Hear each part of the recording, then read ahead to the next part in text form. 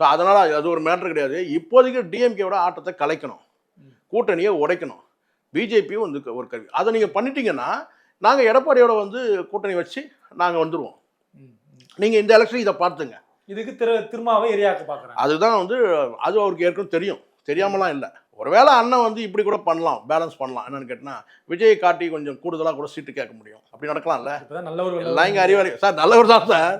ஆனால் அரசியல் கணக்குன்னு ஒரு மாதிரி கேட்டால் நான் விஜய் கூட வந்து கூட்டணிக்கு போகிறேன்ற மாதிரி அப்படி ஒரு சால் ஜாப் காமிச்சு கூட ஒரு 2 சீட்டு கூட வாங்கலாம். நீ சும்மா கேட்டால் கொடுப்பீங்களா? நீங்கள் கொடியே ஏற்ற விட மாட்டீங்க.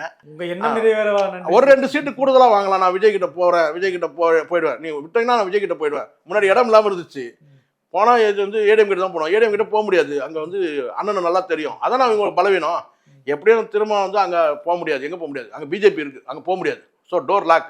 அப்போ இன்னொரு கதவு திறந்து இருக்குன்னு சொல்றதுக்கு ஒரு வாய்ப்பு இருக்குல்ல. தாவேகா கதவு திறந்து இருக்கு. அறுவை சிகிச்சையில் கத்தி என்பது வரலாறு, ரோபோட்டிக் சர்ஜரி என்பது இன்றைய கூறு. தங்கம் புற்றுநோய் சிகிச்சை மையம், நாமக்கல் மற்றும் கான்பூர்.